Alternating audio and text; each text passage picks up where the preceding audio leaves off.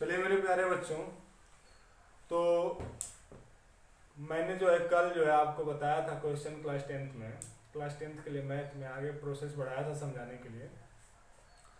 तो इस जो है पिछले जो है 1.1 में जो है कुछ बच्चों का जो है डाउट फंसा है, तो उस डाउट को आज क्लियर किया जाएगा। थोड़ा सा एक यूक्लिड के जो विभाजन का एल्गोरिथम है उसको रिपीट कर दें कि जिसको नहीं समझ में आया होगा एक बार फिर से समझ लेगा।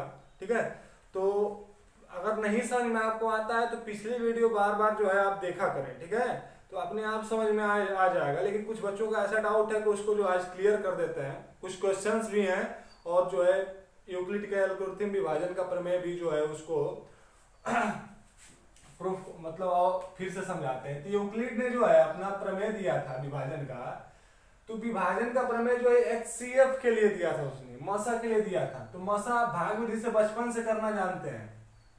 ठीक है, क्लास 5 से करना जानते हैं मसा।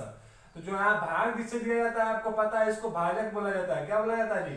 भाजक। आज जिसमें भाग दिया जाता है उसे आप बोला जाता है भाज्य। और जो यहाँ आता है इसको बोलते हैं भागफल। क्या बोलते हैं जी? भागफल। ठीक है, इसको इंग्लिश में करें तो इसको डिवाइडर बोलेंगे। क्या बोलेंगे जी? डिवाइडर।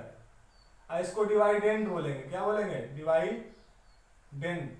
ठीक है, और इसको बोलेंगे कोसेंट बोलेंगे, कोसेंट क्यू से। और जो यहाँ हमारा शेषफल बचता है, ठीक है, इसको हम जो शेष बोलते हैं। जो अगर कुछ बचता है, अगर कुछ नहीं बचता है तो जीरो हुआ, अगर कुछ बचता है तो ठीक, तो शेष बोलते हैं। इसको रिमाइंडर आर बोलते हैं। इसको आर से प्रदर्शित करते हैं, स्मॉल आर से। किससे जी? स्मॉल आर से।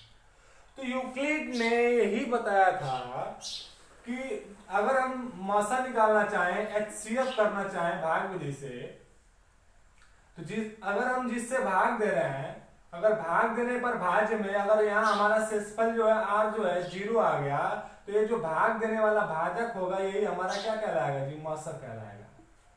क्या कहलाएगा जी? मसा। जैसे एक छोटा सा एग्जांपल ले लेते हैं आपको।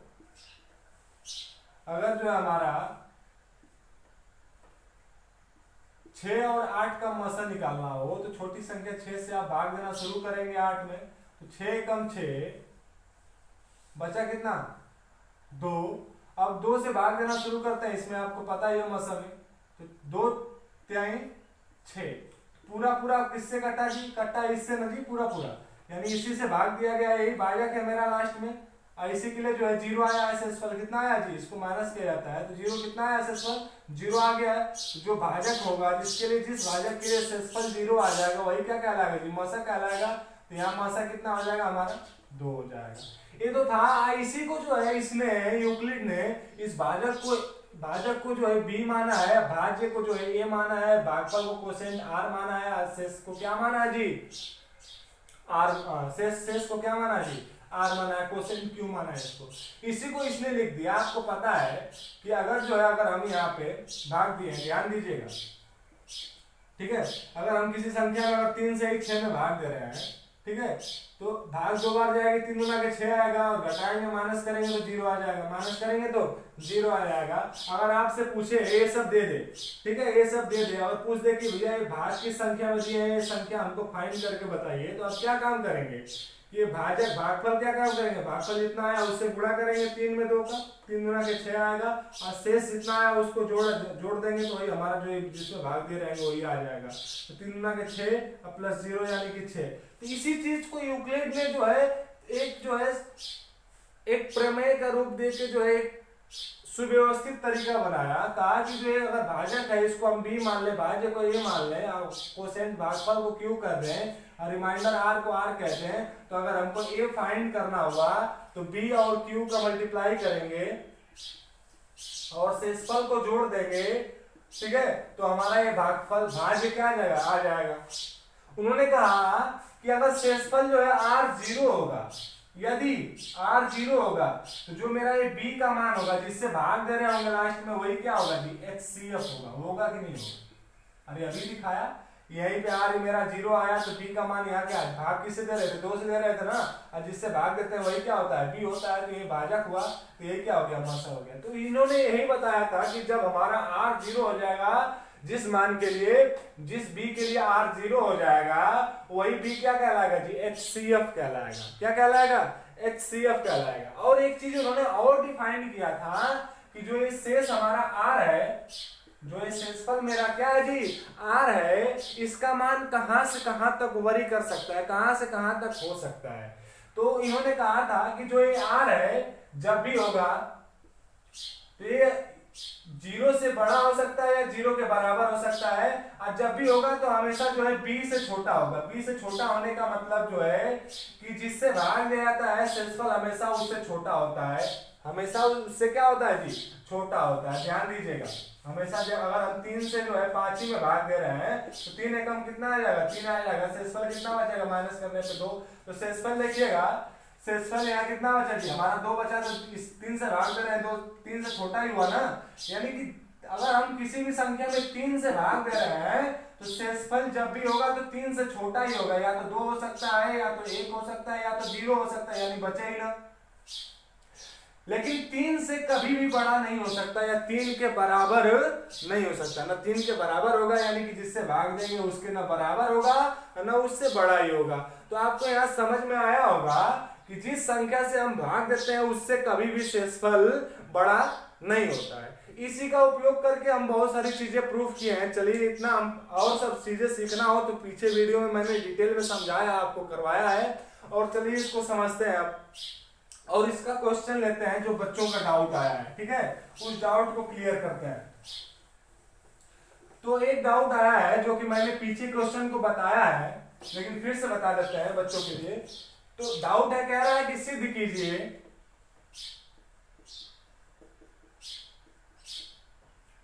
कीजिए कि 2 क्रमागत धनात्मक पूर्णांक का गुणनफल, 2 क्रमागत धनात्मक पूर्णांक का गुणनफल 2 से विभाज्य हो जाएगा। तो यहाँ कह रहा है कि 2 क्रमागत धनात्मक पूर्णांक, क्रमागत का मतलब आप समझ रहे हैं कि क्रम से जो धनात्मक पूर्णांक लिए। धनात्मक पूर्णांक के बारे में अगर पूर्णांक जानना होगा, इंटीजर जानना होगा, तो क्लास 9 का मैंने वीडियो डाला है उसमें, ठीक है, कि प्राकृतिक संख्या क्या होती है, पूर्ण संख्या क्या होती है, पूर्णांक संख्या क्या होती है, उसको डिटेल में आप देखिएगा।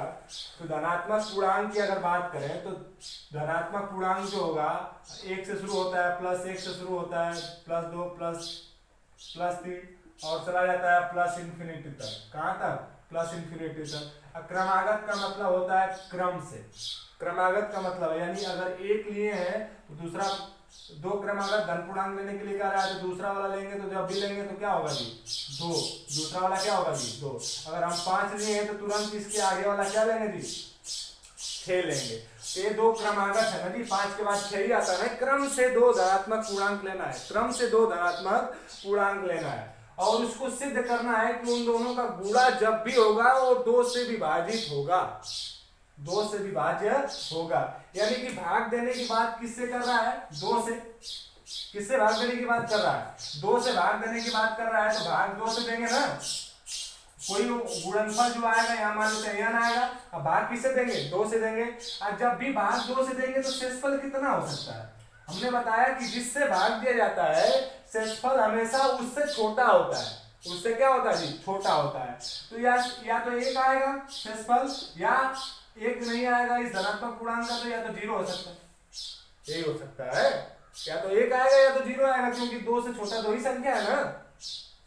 तो अगर यूक्लिड के जो है, अगर भाग मान लेते हैं क्यू बार जाए, कोसेंट क्यू बार गई हो, और शेषफल 1 आया हो या तो 0 आया, दोनों में से कोई 1 आया, यानी 2 कंडीशन आपको मिली कि तो पहला अगर हम धनात्मक पूर्णांक लें, चलिए ये तो समझ में आ गया, भाग 2 से देना है तो शेषफल 2 आ गया। अगर धनात्मक पूर्णांक लें, धनात्मक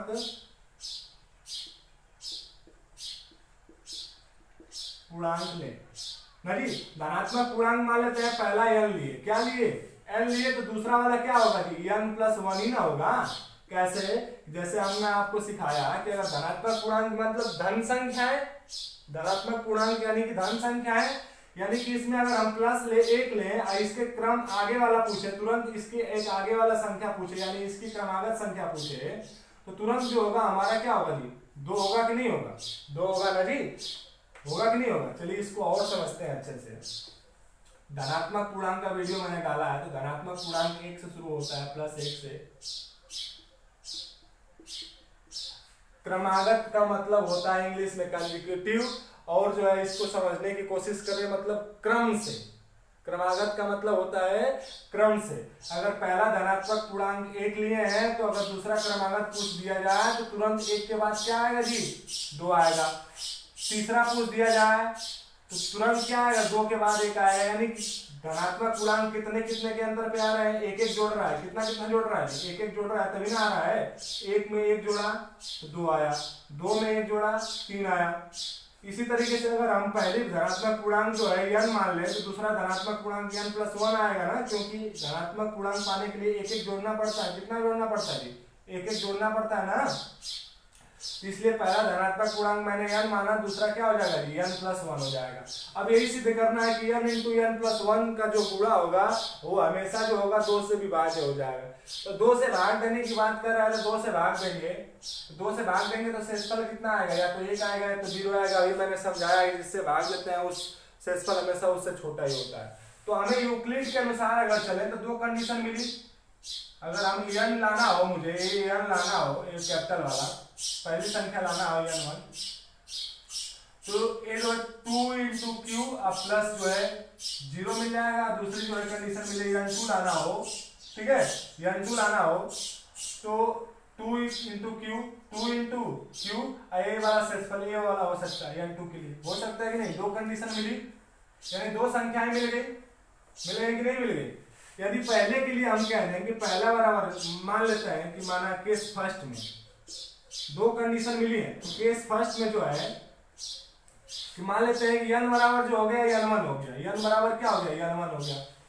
तो n+1 बराबर क्या हो जाएगा, n+1 बराबर क्या हो जाएगा, n1+1 हो जाएगा ना, क्योंकि इसमें एक पहले n बराबर n1 माने हैं, तो अगर इसमें 1 जोड़ रहा है तो इसमें भी तो 1 जोड़ेंगे। तो n1 का मान कितना है, 2q + 0, 2q + 0 को जो है 2q भी लिख सकते हैं। n+1 का मान तब कितना हो जाएगा, n का मान 2q, तो n+1 का मान 2q + n हो जाएगा। हो जाएगा नहीं हो जाएगा। अब यही मुझे सिद्ध करना है ना कि अगर इन दोनों क्रमागत पूर्णांकों का गुणा जो है किया जाए, तो जो एक गुणनफल आएगा वो 2 से विभाजित होगा। चलिए गुणा करते हैं। तो n का मान कितना है भैया, 2q है, ठीक है, इंटू n+1 का मान कितना है, 2q + 1 है। चलिए 2q का गुणा किए इसमें तो क्या होगा, 2 और 2 2 जा 4, 4 q से q में किए तो q का स्क्वायर है। यहाँ पे 2q किए तो यहाँ प्लस तो यहाँ भी प्लस हो जाएगा, 2q आ जाएगा। तो अब एक चीज समझिएगा कि 2 से अगर विभाजित करना है तो क्या हम अगर इसमें कर दें कि ये सिद्ध हो जाएगा कि वे संख्याएं 2 से कट जाएंगी। अगर किसी भी संख्या में 2 से विभाजित करना है तो आपको पता होना चाहिए कि उस अगर हमको सिद्ध करना है कि वो संख्याएं कौन सी संख्याएं 2 से कट जाएंगी, तो खोजने की कोशिश करें कि उन संख्याओं में 2 का गुणनखंड मिल जाए तो हम सिद्ध कर लेंगे कि वो संख्या 2 से कट जाएगी। यानी हमको सिद्ध करना हो कि अगर 6 जो है 2 से कट जाएगा, तो हम कोशिश करेंगे कि देखें, खोजने की कोशिश करें क्या 6 को 2 के रूप में लिख सकते हैं, यानी 6 में से 2 है, यानी इसका गुणनखंड करने की कोशिश करें तो क्या 2 × 3 लिख पाएंगे। अगर 2 × 3 लिख पाएंगे यानी 6 में 2 है, और 6 में 2 है, 6 में 2 है, यानी कि 6 में 2 है तो 6 में 2 से भाग चली जाएगी। तो इसमें भी खोजने की कोशिश करें क्या इसमें गुणनखंड के रूप में 2 आ सकता है, गुणनखंड के रूप में 2 आ सकता है। तो आप क्लास 9th में गुणनखंड करना सीखे होंगे, कामन करना सीखे होंगे। कामन का मतलब होता है भाग। अगर देखें दोनों में कामन है कोई 2, तो 2 कामन आपको दिखाई दे रहा होगा। यहाँ भी 4 में भी 2 छिपा हुआ है, 2 में भी 2 छिपा हुआ है, 4 में 2 छिपा हुआ है। 4 में से जो है 2 कामन लेंगे तो यहाँ 2q बचेगा, 2q² बचेगा, यहाँ फिर प्लस हो जाएगा। यहाँ से 2 कामन ले लिए तो यहाँ 2 बाहर आ गया तो बस q बचा। यानी कि इसको लिख सकते हैं 2 × 2q² प्लस q। यानी जहां 2 गुणा के रूप में हो गया, इसमें 2 गुणा के रूप में हो गया, यानी कि ये संख्या पूरी 2 से कट जाएगी।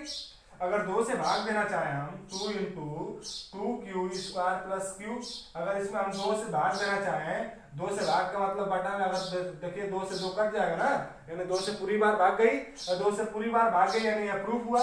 इतना हम प्रूफ हो गया हमारा, इतना प्रूफ हो गया। अब दूसरा कंडीशन को प्रूव करते हैं कि यदि हम n बराबर क्या ले लें जी, 2q प्लस 1 ले लें। n बराबर क्या ले लें जी, 2q प्लस 1 ले लें। तो इसको मिटाते हैं यहाँ पे, दो कंडीशन मिले थे, एक मिला था हमारा n1 मिला था 2q प्लस 0 और n2 मिला था 2q प्लस 1 मिला था ना, 2 से भाग दे रहे हैं तो ठीक है।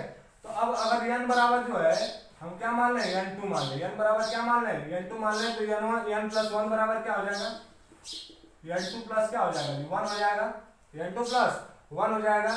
तो n2 का मान कितना भैया, n2 का मान कितना है जी, 2q प्लस 1 मान है ना, और यहाँ पे क्या हो जाएगा, n प्लस 1 का मान क्या हो जाएगा तब, तो n2 का मान 2q प्लस 1 और पहले से ही एक 1 है, यानी कि 2q प्लस 1 2 हो गया कि नहीं हो गया। अब मुझे यही प्रूफ करना है कि इसका और इसका गुणा क्या हो जाएगा जी, 2 से विभाजित करना है, यानी n गुणे n प्लस 1 प्रूफ करना है। तो n का मान यहाँ कितना लिए हम, 2q प्लस 1, n प्लस 1 का मान कितना आया है, इसको भी कर दे 2q प्लस 2, 2q प्लस 2, समझ में आया, 2q प्लस 2। अब यहाँ मल्टीप्लाई करेंगे तो उठाएंगे इसको 2 को, 2 दूना के 4 क्यू स्क्वायर, और इसको करेंगे इसमें भी 2 दूना के 4 क्यूब, और इसको लेंगे तो 1 और 2 में 2q हो जाएगा और 2 1 जा 2, मतलब 2 1 जा 2। देखिए अगर सब में 2 कॉमन हो जाए, सब में 2 कॉमन हो जाए तो हम सिद्ध कर पाएंगे। देखिए कॉमन करने की कोशिश करते हैं, यहाँ से 2 कॉमन करेंगे तो 2 इंटू क्यू की स्क्वायर बचेगा, यहाँ 2q बचेगा, यहाँ कितना बचेगा, बस q बचेगा, यहाँ कितना बचेगा, 2 कॉमन हो गया तो 1 बचेगा। देखिए 2 गुणा के रूप में हो गया यहाँ भी, और 2 गुणा के रूप में हो गया बच्चों। यार देखिए जोड़ लेना चाहिए था, 4 2 6 हो जाना चाहिए तो बात हुई है। चलिए यहाँ जोड़ लेते हैं हम, तो 2 और कितना हो गया, 3q कर ले प्लस 1, ठीक है। पहले ही कर लेते तो बात हो जाती, कोई डाउट नहीं है, यहाँ पे कोई दिक्कत नहीं है, ठीक है। तो 2 गुणा के रूप में आ गया, यानी इसमें अगर हम 2 से भागने की कोशिश करें तो 2 से 2 कट जाएगा, पूरा बार नहीं चला जाएगा, चला जाएगा, यानी कि सिद्ध होता है कि अभी क्या हो जाएगा 2 से विभाजित हो जाएगा। यानी यहाँ भी लिख सकते हैं प्रूव दैट, इतना प्रूव हुआ। तो इस तरीके से है, आप प्रैक्टिस करिए, एग्जाम्पल लगाइए और पढ़ने की कोशिश करिए, आपको खुद समझ में आ जाएगा कितना। तो आज जो है आपका डाउट यही रहने देते हैं, अगली क्लास जो है कल जो है एक्सरसाइज नंबर 1.2 पे काम करेंगे हम लोग, ठीक है। तो कल जो है काम करना स्टार्ट करेंगे। अगर इस तरीके से डाउट आए तो वीडियो जो है पीछे का वीडियो देखिए खोल के, आपको खुद समझ में आ जाएगा, ठीक है, ठीक है। तो एक क्वेश्चन था इस तरीके से, तो आज इतना ही रहने देते हैं। अब अगली वीडियो में जो है यानी कि कल जो है आपको बताया जाएगा एक्सरसाइज नंबर 1.2 के बारे में, ठीक है। आज इतना ही रहने देते हैं। तो वीडियो को जो है सब्सक्राइब करिए और फॉरवर्ड भी करिए अपने दोस्तों के पास, जिससे कि जो है पता चल जाए उनको कि हाँ वीडियो जो है क्लास 10 के लिए जो है क्लासेस चल रही है ओम एकेडमी में, ठीक है। ओम एकेडमी में चल रही है क्लासेस, ठीक है। क्लास 10 की चल रही है, 9th की चल रही है, 11th की जो है मंडे से यानी कल से स्टार्ट की जाएगी, और जो है 12th की भी डाली जाएगी वीडियो इस तरीके से, मैथ और साइंस की, ठीक है।